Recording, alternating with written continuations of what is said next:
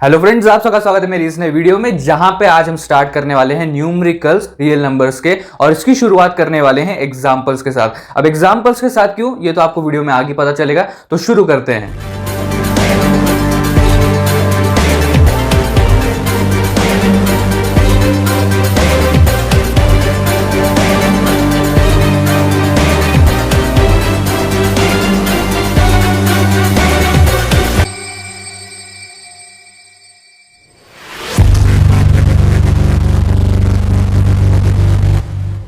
तो एग्जाम्पल्स के साथ इसलिए स्टार्ट कर रहे हैं क्योंकि जब हम न्यूमेरिकल्स की बात कर रहे हैं उस समय जितने बाकी के फॉर्म्स इंपॉर्टेंट है उसी तरीके से एग्जाम्पल्स भी इंपॉर्टेंट है, वो भी उतना ही इंपॉर्टेंट रोल प्ले करते हैं। तो बुक के पहले एग्जाम्पल की तरफ बढ़ते हैं, जो कि बड़ा ही बेसिक और बड़ा ही सिंपल क्वेश्चन है, क्योंकि ये जो क्वेश्चन है ये हमारे ईडीए पैटर्न जिसके ऊपर क्वेश्चन आ सकते हैं और रिसेंटली जिसके ऊपर हमने डिस्कस किया उस पैटर्न के ऊपर ये एग्जाम्पल रिलेटेड है। तो क्वेश्चन कुछ इस तरीके से है, use Euclid's algorithm to find the HCF of 4052 and 12576।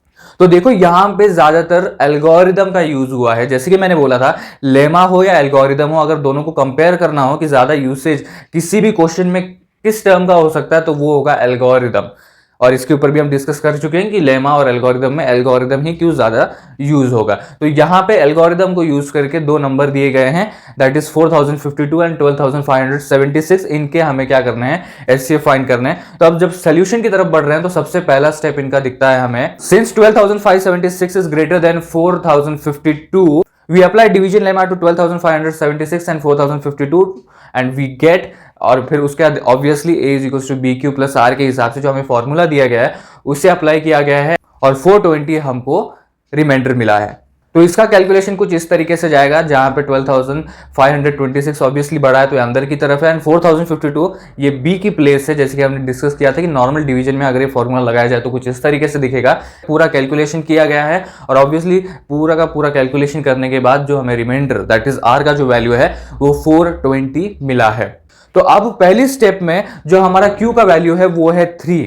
Okay, अब यहां पे 3 से किया है, 5 से भी कर सकते थे, 6 से भी कर सकते थे, पर हमें जो वैल्यू है हमारा A का इससे ज्यादा एक्सीड नहीं करना है। और अब 2 से भी तो कर सकते थे, फिर अगर एक्सीड नहीं करना है तो 2 से भी कर सकते थे, बट अभी यहां पे हमें नियरेस्ट वैल्यू भी तो चाहिए ताकि हम रिमाइंडर जल्द से जल्द जीरो ला सके। ओके, जितने कम स्टेप में जीरो ला सकते हैं उतना, राइट। सो अब यहां पे नियरेस्ट में भी जाना है और एक्सीड भी नहीं करना। दैट्स वाई जो भी नंबर से पास में जुड़ते हो, उस A के वैल्यू के पास में जुड़ते हो, उस नंबर से Q का वैल्यू लिया जाता है, जैसे कि हमने डिस्कस किया था। Since the remainder 420 is not equal to 0, we apply division lemma to 4052 and 420 और फिर A is equals to BQ plus R में इसको इंप्लीमेंट किया गया है और अब यहां पे हमारे रिमाइंडर आया है 272।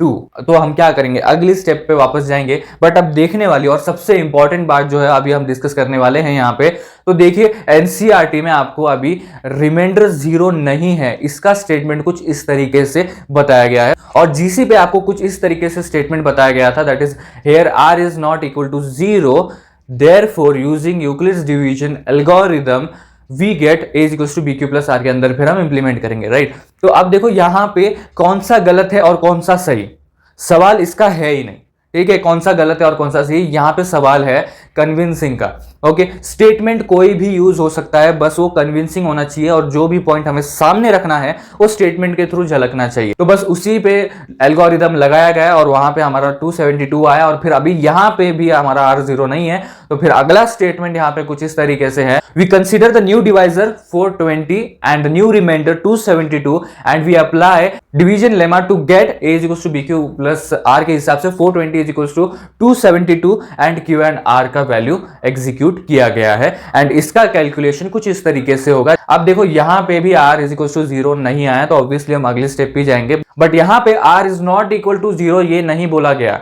यहां पे किस तरीके से बोला गया कि हम कंसीडर कर रहे हैं कि जो हमारा 420 है ये नया डिवाइजर है और जो 272 ये हमारा नया रिमाइंडर है। तो यहां पे भी कुछ अलग तरीके से बताया गया, ठीक है। तो बस उसी स्टेटमेंट के साथ फिर इन्होंने आगे कंटिन्यू किया है एग्जांपल में, that is we consider the new divisor as 148 and the new remainder 124 and we apply lemma to get 148 is equal to 124। देखिए यहां पे अभी 1 से किया, क्यों? क्योंकि नियरेस्ट चाहिए था, पर यहां पे भी अभी 24 हमारा रिमाइंडर आया, तो हम वापस आगे जाएंगे और यहां पे अभी वही लाइन यूज की गई है अगले स्टेप में, that is we consider the new divisor as 124 and new remainder as 24 and we apply lemma to get 124 is equal to 24 into 5 लिया इस बार। देखिए तो अब यहां पे हमने 5 से मल्टीप्लाई किया जो कि हमें 4 का रिमाइंडर देता है, और इसका कैलकुलेशन कुछ इस तरीके से जाने वाला है। और फिर वापस अगले स्टेप पे आते हैं, बिकॉज यहां पे r का वैल्यू क्या है? हमारा 4 है, 0 नहीं है। We consider new divisor as 24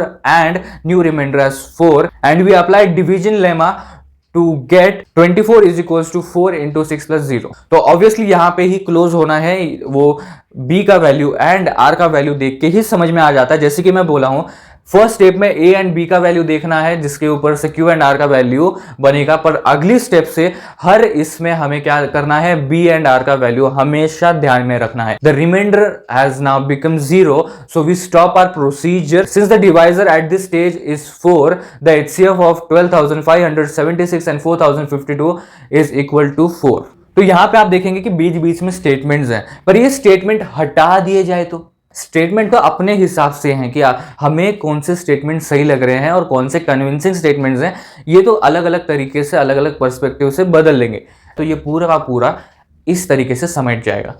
तो जीसी पे जो ईडीए पैटर्न डिस्कस किया गया है क्यूएनएस के लिए, मतलब कि क्वेश्चन पैटर्न्स के लिए, वो सबसे सिंपलेस्ट फॉर्म है और वो बड़ा ही कन्विंसिंग फॉर्म है अगर आप एग्जाम्स के हिसाब से देखें तो ये था हमारा पूरा का पूरा पहला एग्जाम्पल, जहां पे हमने देखा कि किस तरीके से पूरा प्रोसीजर जा रहा है। और जैसे कि मैं बोला, ये ईडीए पैटर्न के लिए सबसे बेहतरीन एग्जाम्पल हो सकता है बुक में से, क्योंकि ये पूरा का पूरा उसी के ऊपर रिलेटेड है। तो अगर आपको ये पैटर्न जानना हो जो कि सिंपलेस्ट एंड मोस्ट कन्विंसिंग है, हर डिटेल को कवर करते हुए, हर चीज को कवर करते हुए, तो ऊपर आई बटन है, राइट, उस पर क्लिक कीजिए। ईडीए पैटर्न का वीडियो प्रोवाइडेड है, वहां पे आप देख सकते हैं। और अगर आपको बाकी के टॉपिक्स भी समझने हो एंड ईडीए पैटर्न को बहुत ही सिंपलेस्ट एग्जांपल्स के थ्रू समझना हो, तो आई बटन में जीसी के रियल नंबर्स का प्लेलिस्ट भी प्रोवाइडेड है, आप वहां पे जाके बाकी के टॉपिक्स कवर कर सकते हो बड़ी आसानी से और बड़ी ही सिंपली। तो हमारा एग्जाम्पल 1 यहाँ पे ही खत्म होता है और बाकी के एग्जाम्पल भी फटाफट कवर करते हुए हम हमारे एक्सरसाइज पे जाएंगे। और अगर आपको ये वीडियो पसंद आया हो तो लाइक एंड शेयर जरूर करना और चैनल को सब्सक्राइब कर दो। And thank you for watching this video friends.